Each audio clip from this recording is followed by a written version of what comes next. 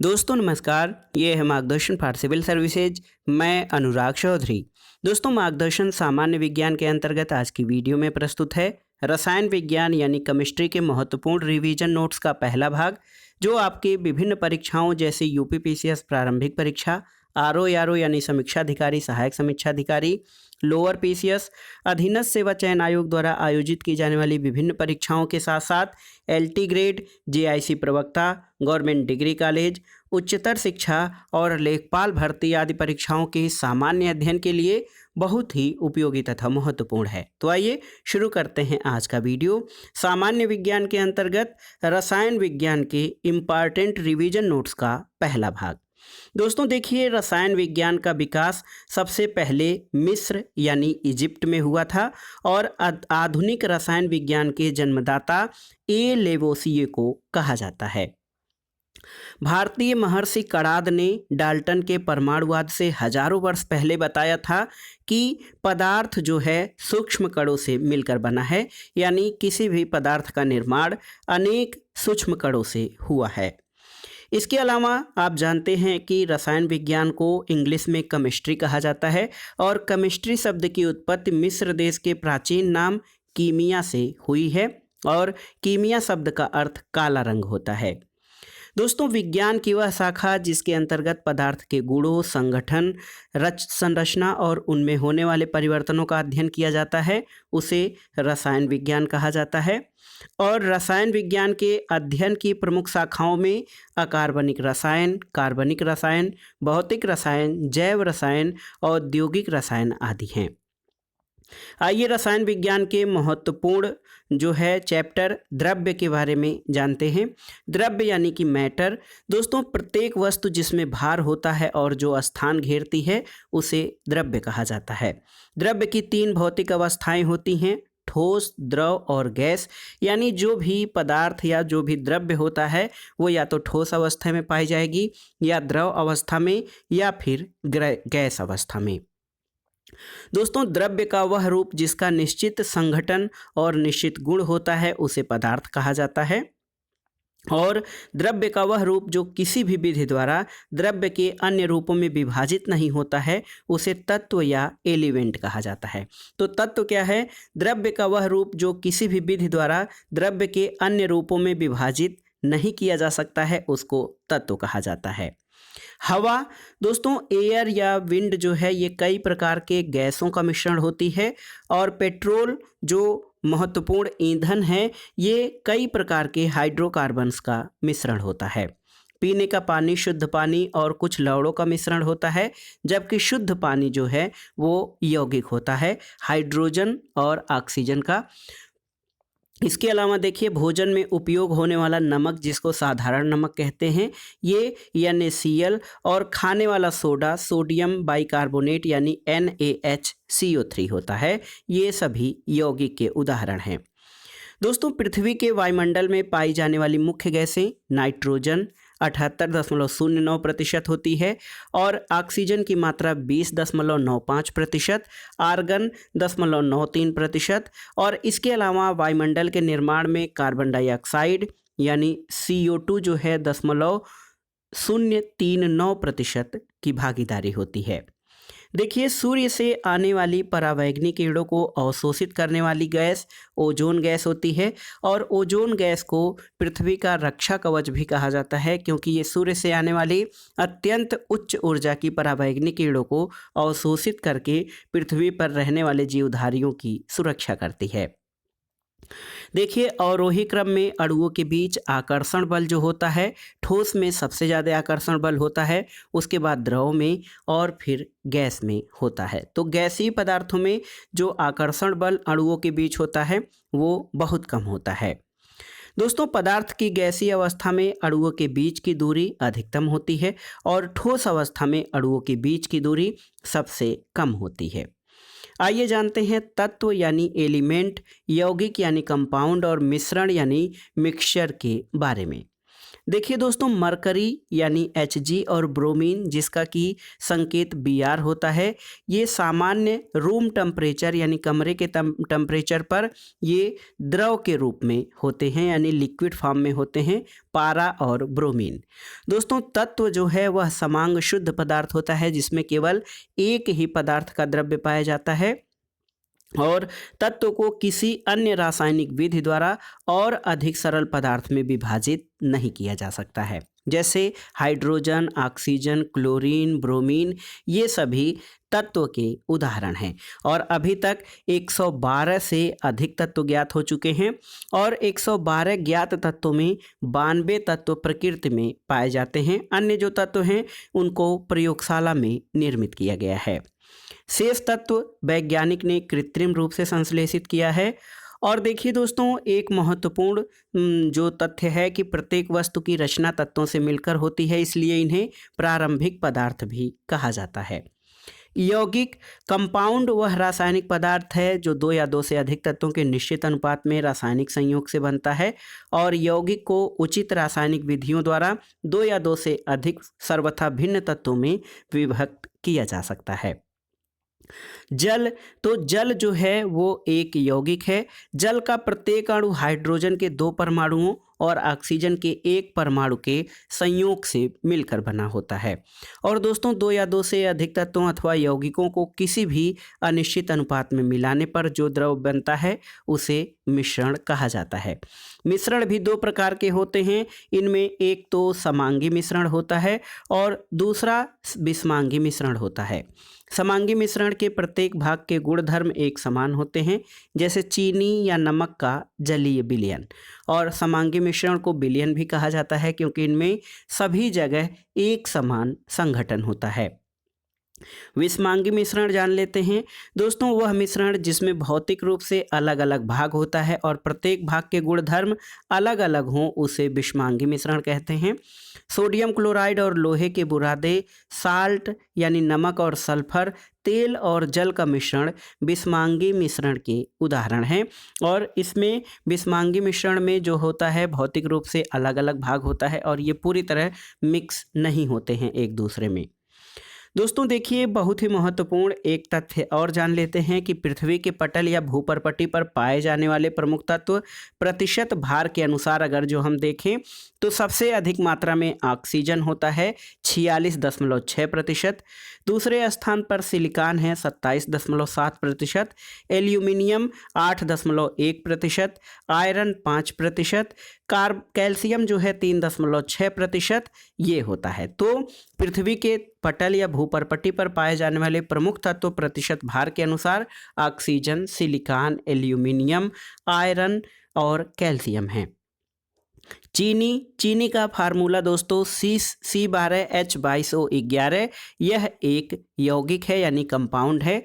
और बर्फ़ के बारे में जानते हैं, बर्फ़ के गुण के बारे में, तो बर्फ़ 0 डिग्री सेंटीग्रेड ताप पर पिघलती है और पानी 100 डिग्री सेंटीग्रेड ताप पर उबलता है। और ओजोन गैस ऑक्सीजन का एक अपूर्ण रूप है जो ऑक्सीजन के 3 परमाणुओं से मिलकर बना होता है। इसका फार्मूला O3 होता है। और ओजोन परत जो है पृथ्वी की सतह से लगभग 15 से 35 किलोमीटर की ऊंचाई पर समताप मंडल के सबसे निचले भाग में पाई जाती है। दोस्तों, रेफ्रिजरेटर जो घरों में प्रयुक्त होता है इसमें शीतलक की तरह प्रयोग किया जाने वाला यौगिक फ्रेयान होता है। और दिया सलाई के निर्माण में प्रयुक्त होने वाला तत्व लाल फास्फोरस होता है। ओजोन गैस से सड़ी मछली जैसी गंध भी आती है।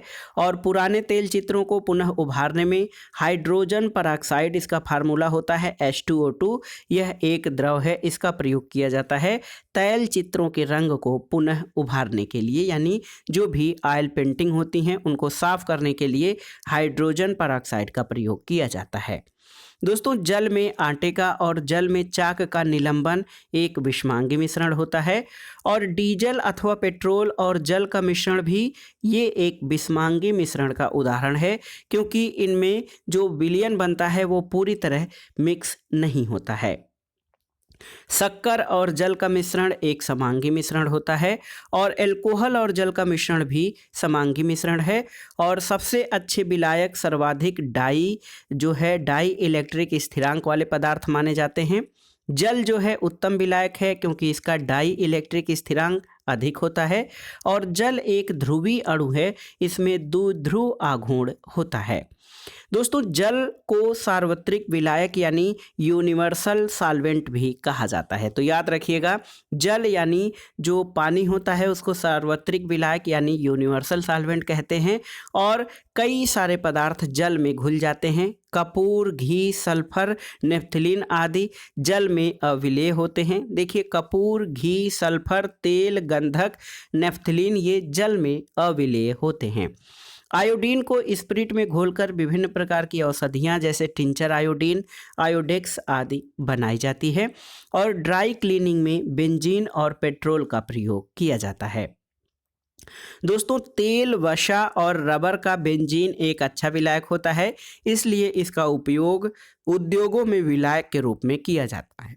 तो बेंजीन जो है ये इसमें तेल, वसा और रबर जो हैं बहुत आसानी से घुल जाते हैं।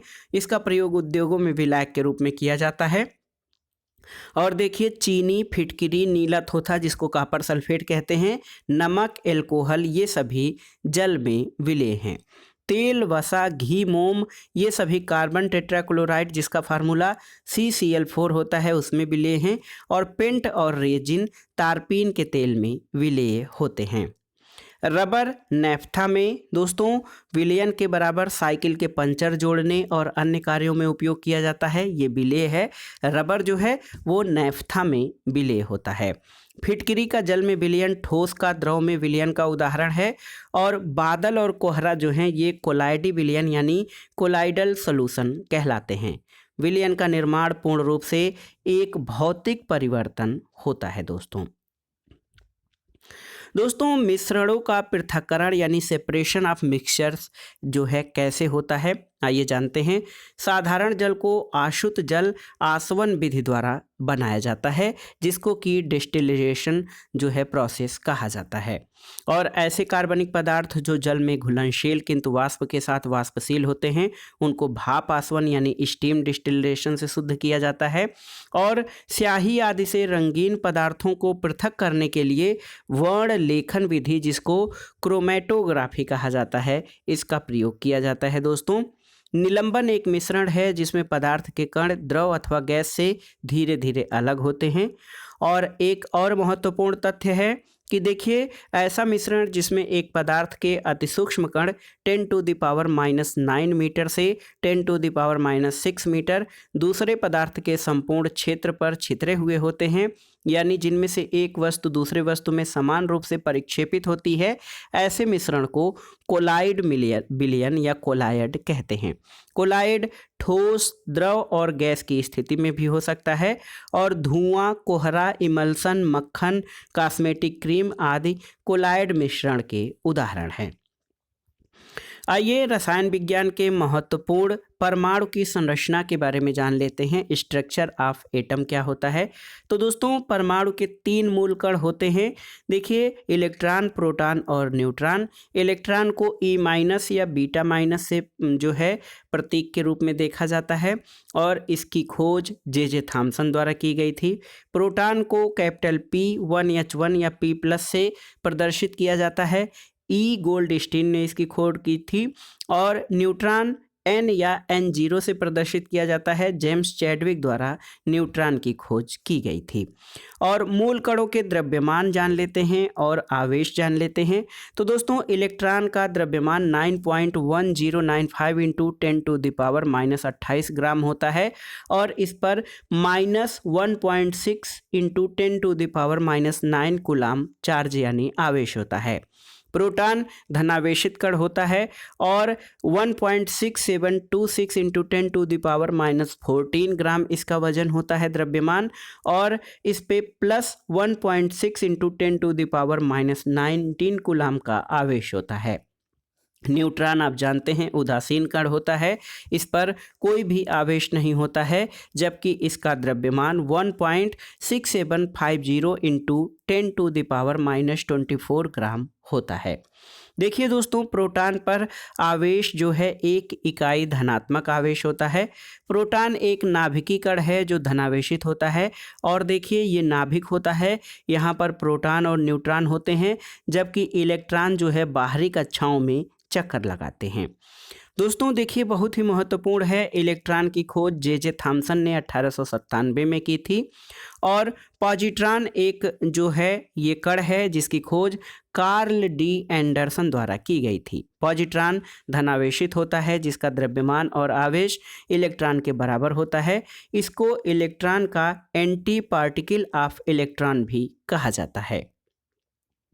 दोस्तों, न्यूट्रॉन की खोज जेम्स चैडविक द्वारा 1932 में की गई थी, और न्यूट्रॉन का द्रव्यमान प्रोटॉन के द्रव्यमान के लगभग बराबर होता है। न्यूट्रॉन पर न तो धनात्मक और न ही ऋणात्मक आवेश होता है।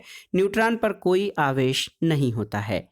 दोस्तों, परमाणु में व्याप्त सभी कणों में सर्वाधिक भारी न्यूट्रॉन होता है, और सभी तत्वों के परमाणुओं में न्यूट्रॉन जो होता है वो हाइड्रोजन के प्रथम रूप यानी साधारण हाइड्रोजन पाया जाता है।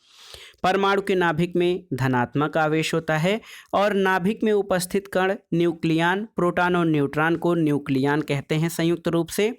और दोस्तों, परमाणुओं में सबसे छोटा और हल्का हाइड्रोजन होता है जिसकी त्रिज्या लगभग 0.3 इंटू 10⁻⁻10 मीटर होती है। हाइड्रोजन के 3 समस्थानिक भी होते हैं, प्रोटियम, ड्यूटेरियम और टाइट्रियम। प्रोटियम का सूत्र 1H1, ड्यूटेरियम का 1H2 और टाइट्रियम का 1H3 होता है। और प्रायः अपर रूप तत्वों के भौतिक और रासायनिक गुण एक दूसरे से भिन्न होते हैं। दोस्तों, ग्रेफाइट और हीरा कार्बन के अपर रूप हैं। हीरा बहुत कठोर और कुचालक है, जबकि ग्रेफाइट मुलायम और सुचालक पदार्थ होता है। एक इलेक्ट्रॉन एक बीटा कण के समान होता है। और दोस्तों, तत्व के जो समस्थानिक होते हैं उसके नाभिकों के अंदर केवल प्रोटॉन की संख्या यानी परमाणु संख्या समान होती है, और इसी कारण ये जो है इनका परमाणु संख्या समान होने पर, परमाणु क्रमांक समान होने पर ये समस्थानिक कहलाते हैं, जबकि इनका परमाणु द्रव्यमान अलग होता है। दोस्तों, प्रकाश का एक क्वांटम फोटॉन कहलाता है, और उन तत्वों को समस्थानिक कहा जाता है जिनमें समान संख्या में प्रोटॉन और भिन्न संख्या में न्यूट्रॉन होते हैं।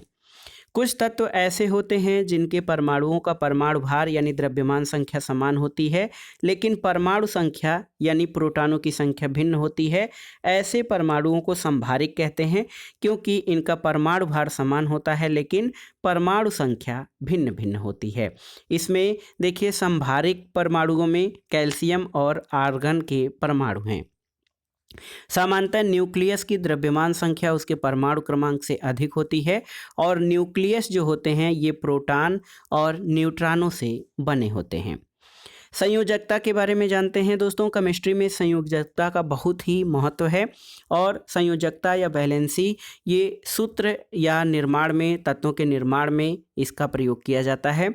किसी तत्व का दूसरे तत्व के साथ संयोग करने की क्षमता को उस तत्व की संयोजकता कहते हैं, और किसी तत्व के एक परमाणु से संयोग करने वाले हाइड्रोजन या क्लोरीन के परमाणुओं की संख्या से तत्व की संयोजकता को मापा जाता है।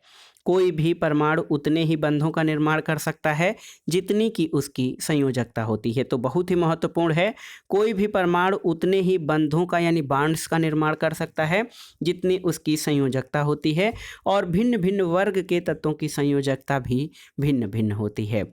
एक बहुत ही महत्वपूर्ण है कि परमाणु मिलकर ऐसे अणुओं का निर्माण करते हैं जिससे उनकी संयोजकता अक्रिय गैस के बराबर हो जाए, यानी उनको अस्थायित्व मिल जाए। इस प्रकार देखा जाए तो जो संयोजी इलेक्ट्रॉनों की संख्या 2, 8, 18 आदि होती है। और दोस्तों, किसी परमाणु की बाहरी कक्षा में उपस्थित इलेक्ट्रॉनों की संख्या को संयोजी इलेक्ट्रॉन यानी बैलेंस इलेक्ट्रॉन कहते हैं। और एक परमाणु या परमाणु समूह से इलेक्ट्रॉन का ह्रास या योग होता है तो परमाणु आयन या मूलक में परिवर्तित हो जाते हैं। इसके बारे में और भी जानने की ज़रूरत है। देखिए, वह आयन जो इलेक्ट्रॉन के ह्रास से बनते हैं, धनावेशित होते हैं, उनको धनायन यानी कैटायन और धनात्मक मूलक कहे जाते हैं। और दूसरे वे आयन हैं जो इलेक्ट्रॉन के योग से बनते हैं, ऋणात्मक रूप से आवेशित होते हैं, ऋणायन या ऋणात्मक मूलक कहलाते हैं। एक आयन या मूलक एक संयोजक, द्विसंयोजक, त्रिसंयोजक या चतुर्थ संयोजक के रूप में विभाजित किया जाता है। आइए धनात्मक मूलक या धनायन के बारे में जानते हैं, विभिन्न मूलकों और उनकी प्रकृति के बारे में। सोडियम आयन दोस्तों एक संयोजक होता है। पोटेशियम आयन K+ ये भी एक संयोजक होता है। लिथियम आयन Li+ ये एक संयोजक होता है और अमोनियम आयन यानी NH4+ एक संयोजक होता है। हाइड्रोजन आयन भी जो H+ होता है एक संयोजक है। बेरियम आयन दोस्तों Ba+2 होता है, ये द्विसंयोजक है। कैल्शियम आयन यानी Ca+2 ये भी द्विसंयोजक है। जिंक आयन यानी Zn+2 ये द्विसंयोजक है। मैग्नीशियम आयन भी दोस्तों द्विसंयोजक होता है और इस आयन का जो प्रतीक है Mg+2 होता है। एल्यूमिनियम आयन Al+3 होता है जो कि त्रिसंयोजक है और क्रोमियम आयन भी त्रिसंयोजक होता है, Cr+3 इसका जो है प्रतीक होता है। संयोजकता दोस्तों संयोजकता संख्या वह संख्या है जो ये प्रदर्शित करती है कि किसी यौगिक के निर्माण में तत्वों के कितने इलेक्ट्रॉनों ने भाग लिया है। अब आइए ऋणायन के बारे में जानते हैं। देखिए, हाइड्राइड H- आयन एक संयोजक होता है। हाइड्रॉक्साइड OH- एक संयोजक होता है और बाइसल्फाइड यानी HSO3 ये ऋणात्मक आयन एक संयोजक होता है। क्लोराइड आयन भी एक संयोजक होता है।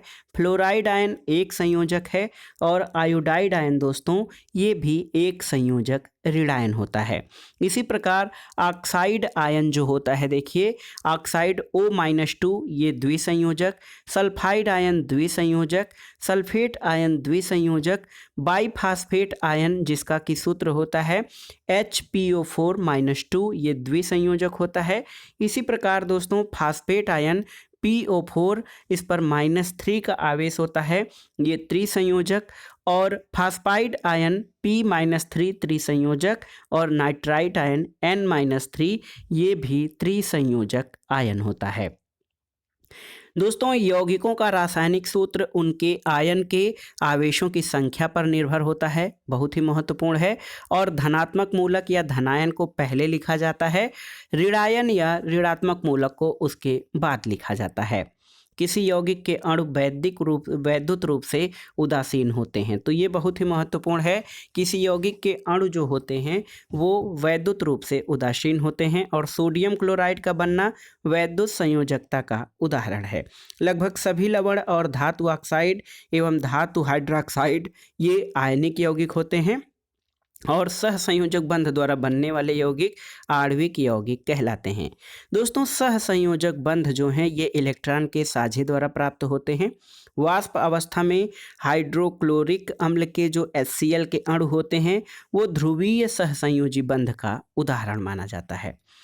दोस्तों, रसायन विज्ञान में रासायनिक अभिक्रियाएं बहुत ही महत्वपूर्ण होती हैं, केमिकल रिएक्शंस जिनको कहा जाता है। देखिए, भौतिक परिवर्तन तो वह परिवर्तन जिसमें कोई नया पदार्थ नहीं बनता है उसको फिजिकल चेंज या भौतिक परिवर्तन कहते हैं। भौतिक परिवर्तन के प्रमुख उदाहरणों में कोहरा बनना, विद्युत घंटी का बजना, नमक का जल में घुलना, चीनी और शक्कर का जल में घुलना, मोमबत्ती का पिघलना, विद्युत बल्ब का जलना और पेंट का शुष्कन, ये सभी भौतिक परिवर्तन हैं और इसमें कोई नया पदार्थ नहीं बनता है। दूसरा होता है दोस्तों केमिकल चेंज यानी रासायनिक परिवर्तन। तो वो परिवर्तन जिसमें जो पदार्थ है नया रूप लेता है, जिसको पृथक्करण की प्रक्रिया द्वारा मूल अवस्था में नहीं लाया जा सकता है, उसको रासायनिक परिवर्तन कहते हैं। जैसे दहन या जलन एक रासायनिक प्रक्रिया है जिसमें ऊष्मा और प्रकाश जो है उत्पन्न होता है। दोस्तों, सल्फर और फास्फोरस का जलना भी एक रासायनिक परिवर्तन है। भोजन का पाचन रासायनिक अभिक्रिया का उदाहरण है और इसी प्रकार फलों का पकना भी रासायनिक अभिक्रिया है। किण्वन एक रासायनिक परिवर्तन है और रासायनिक परिवर्तन के प्रमुख उदाहरण अगर जो हम देखें तो पेट्रोल का जलना, लकड़ी का जलना, मक्खन का खराब होना, रक्त का जमना, गोबर से गोबर गैस बनना, दूध से दही बनना और लोहे में जंग लगना, ये सभी दोस्तों केमिकल चेंजेज के उदाहरण हैं। ऑक्सीकरण और अपचयन यानी ऑक्सीडेशन एंड रिडक्शन क्या कहलाता है? तो देखिए, ऑक्सीकरण वह प्रक्रिया है जिसमें परमाणुओं, आयनों या अणुओं द्वारा एक या अधिक इलेक्ट्रॉन त्यागने की प्रक्रिया होती है। इसको ऑक्सीडेशन यानी ऑक्सीकरण कहते हैं। और परमाणुओं, आयनों और अणुओं द्वारा एक या अधिक इलेक्ट्रॉन ग्रहण करने की प्रक्रिया रिडक्शन यानी अपचयन कहलाती है। ऑक्सीकरण को दोस्तों याद रखिएगा उपचयन भी कहते हैं ऑक्सीडेशन को, और अपचयन को अवकरण भी कहा जाता है।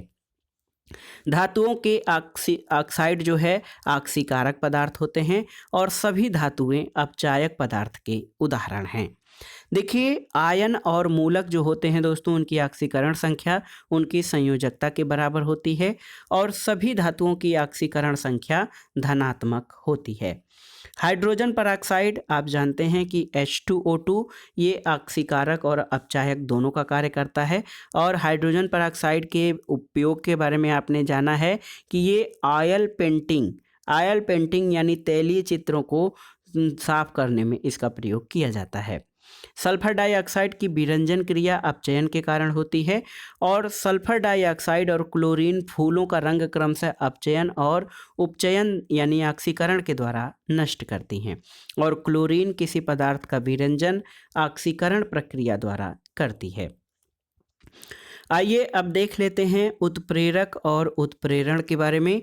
दोस्तों, उत्प्रेरण शब्द का उपयोग सर्वप्रथम बर्जीलियस ने किया था और मोटर कार के इंजन में संपीड़न के समय पूर्व ज्वलन को रोकने के लिए पेट्रोल में टेट्रा एथिल लेड यानी C2H5 4P भी मिलाया जाता है। देखिए, किसी पदार्थ की उपस्थिति में यदि किसी रासायनिक अभिक्रिया की दर परिवर्तित हो जाती है लेकिन पदार्थ स्वयं अभिक्रिया के अंत में रासायनिक रूप से अपरिवर्तित रहता है तो इसे उत्प्रेरण कहा जाता है। और अभिक्रिया के दर को प्रभावित करने वाले पदार्थ को जो स्वयं अभिक्रिया के अंत में रासायनिक रूप से अपरिवर्तित रहता है उसको उत्प्रेरक यानी कैटलिस्ट कहते हैं। जो पदार्थ किसी रासायनिक अभिक्रिया के लिए उत्प्रेरक नहीं होते किंतु अपनी उपस्थिति के कारण किसी उत्प्रेरण की सक्रियता को बढ़ा देते हैं उनको वर्धक कहा जाता है। आइए देख लेते हैं प्रमुख उद्योग और उनमें प्रयुक्त उत्प्रेरक, और यहाँ से कई प्रश्न परीक्षाओं में पूछे जाते हैं। दोस्तों, संपर्क विधि से सल्फ्यूरिक अम्ल बनाने में प्लेटिनम चूर्ण उत्प्रेरक के रूप में कार्य करता है। और देखिए, तेलों का हाइड्रोजनीकरण यानी वनस्पति तेलों से कृत्रिम घी बनाने में निकिल का उत्प्रेरक के रूप में प्रयोग किया जाता है। हैबर विधि से अमोनिया गैस के निर्माण में लोहे का चूर्ण प्रयोग किया जाता है उत्प्रेरक के रूप में। और आमाशय में प्रोटीन को पेप्टाइड में अपघटित करने में टाइलिन एंजाइम प्रयुक्त होता है। स्टार्च से माल्टोस बनाने में एमाइलेज एंजाइम और गन्ने के रस से सिरका निर्माण में माइकोडर्मा एसिटी उत्प्रेरक का प्रयोग किया जाता है। दोस्तों, जो पदार्थ किसी उत्प्रेरक की उत्प्रेरण क्षमता को कम या नष्ट कर देते हैं उनको उत्प्रेरक विष कहा जाता है। और जो पदार्थ रासायनिक अभिक्रिया की दर को घटा देते हैं उन्हें मंदक यानी इनहिबिटर्स कहा जाता है। तो देखिए, दो पदार्थ हैं उत्प्रेरक और मंदक। तो ऐसे पदार्थ जो रासायनिक अभिक्रिया की दर को बढ़ा देते हैं उन्हें वर्धक उत्प्रेरक कहते हैं और जो पदार्थ रासायनिक अभिक्रिया की दर को घटा देते हैं उन्हें मंदक कहा जाता है। दोस्तों, मानव की लार के द्वारा स्टार्च को माल्टोज में परिवर्तित करने की प्रक्रिया में एमाइलेज एंजाइम उत्प्रेरक का कार्य करता है। तो ये था आज का वीडियो सामान्य विज्ञान के अंतर्गत सभी परीक्षाओं के लिए उपयोगी और महत्वपूर्ण रसायन विज्ञान के इम्पॉर्टेंट रिवीजन नोट्स का भाग 1, जो आपके विभिन्न परीक्षाओं के सामान्य अध्ययन और सामान्य ज्ञान के लिए बहुत ही उपयोगी है। आप इन प्रश्नों को तैयार कर लीजिएगा। वीडियो आपको कैसा लगा हमें कमेंट बॉक्स में ज़रूर बताइएगा। वीडियो को लाइक करें, शेयर करें और इस चैनल मार्गदर्शन फॉर सिविल सर्विसेज को सब्सक्राइब करें। वीडियो देखने के लिए धन्यवाद दोस्तों। नमस्कार, धन्यवाद।